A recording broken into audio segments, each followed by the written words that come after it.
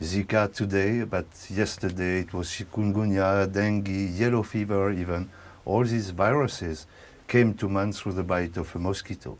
They exist for a long time. They've been there in the environment.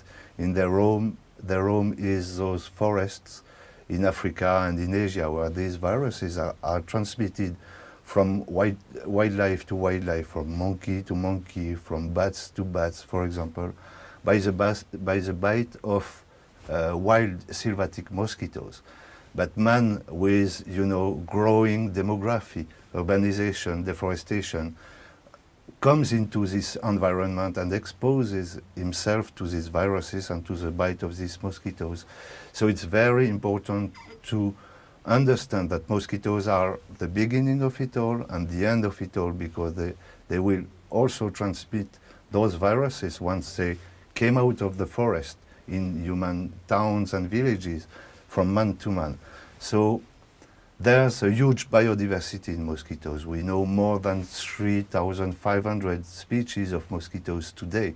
Most of them are not involved in the transmission of pathogens to humans because they simply don't bite humans.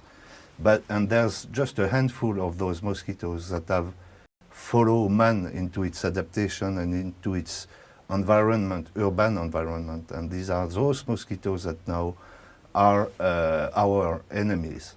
Also, those wild mosquitoes that live in the forest, they are the ones that will pick out the viruses from the wildlife and transmit it to the humans. So they are the ones that will select which next virus will be a threat to us.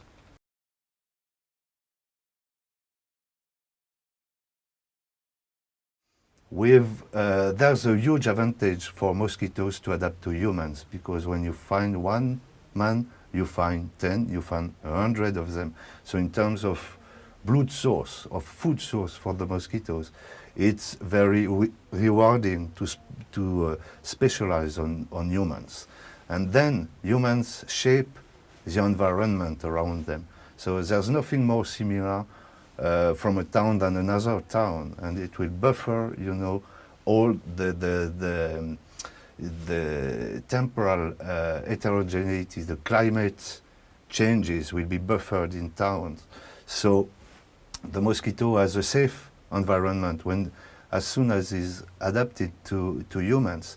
He has a lot of food, he has also shelters where to rest, and we also create a number of water reserves where its larvae could develop without any predators, without any competitors, because in towns you have far lower insect biodiversity that you have in the wild. So we're shaping an optimal environment for those mosquitoes that are domestic mosquitoes.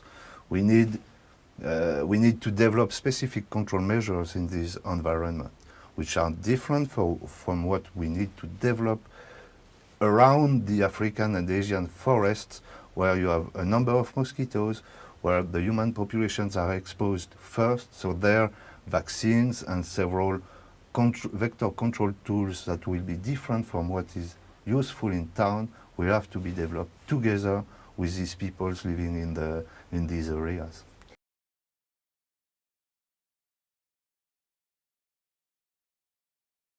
In towns, yes, where just a handful of vectors have managed to adapt to these things. And we know them. There are those both Aedes species, Aedes albopictus, the Asian tiger mosquito, Aedes aegypti, and Culex pipiens that are living in town with us. So for these vectors, we have different options. For the moment, only insecticides are used, with all the toxicity problem that we all know about. But this is the only way we can control mosquitoes for the moment, so we still need to use this insecticide when they are used, in a very thoughtful way. They are not dangerous, but we need to devise guidelines for using these insecticides. We need new molecules. We need new strategies, such as the sterile insect technique, for example. You have just a handful of mosquitoes to work on with these techniques that are very species specific. You can't imagine developing the same technique for 200 mosquito species, but for just a handful of them, it's something that we can do. And there will be different methods that are on the pipelines, on the development pipelines for the moment. Not all of them will be, we won't be able to use all of them in every context, because there will be some associations that will work better in such and such context. But we need to have really a number of different techniques to combine and to use in different contexts.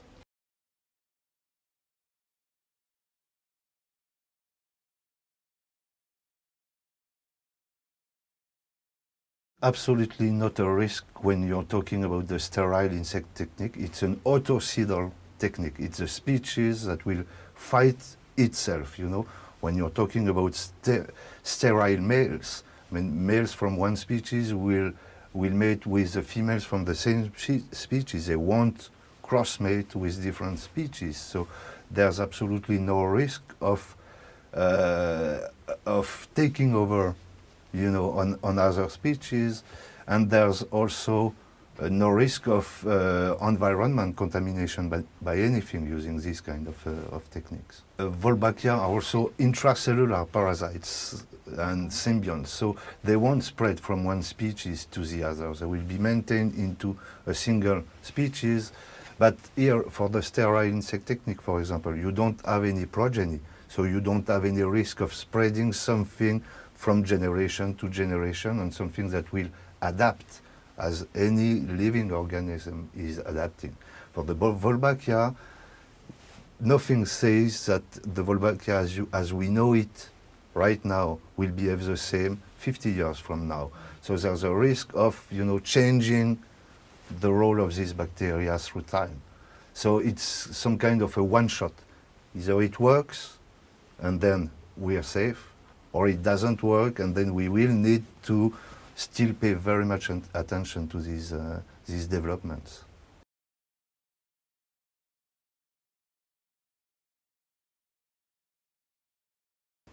We really need to develop work with peoples in these endemic areas, because they are the first one to be exposed to the viruses.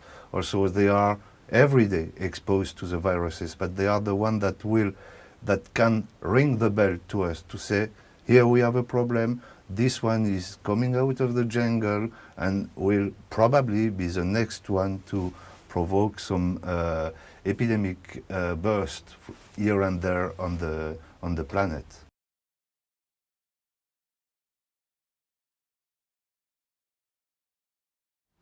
We need to increase surveillance. We need to streamline the channels between the field and the lab and those people that are in charge of vector control or in charge of public health as abroad. But what we need first is to train entomologists.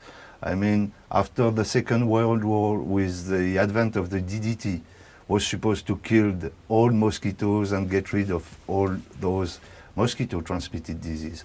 50 years from there, DDT has mostly killed entomologists rather than mosquitoes, and we're still bothered with flying insects, ramping insects that will bite us and transmit us diseases. So what we really know, and especially in these countries, is trained people, entomologists that know what they talk about when they talk about mosquitoes and emergence of viruses.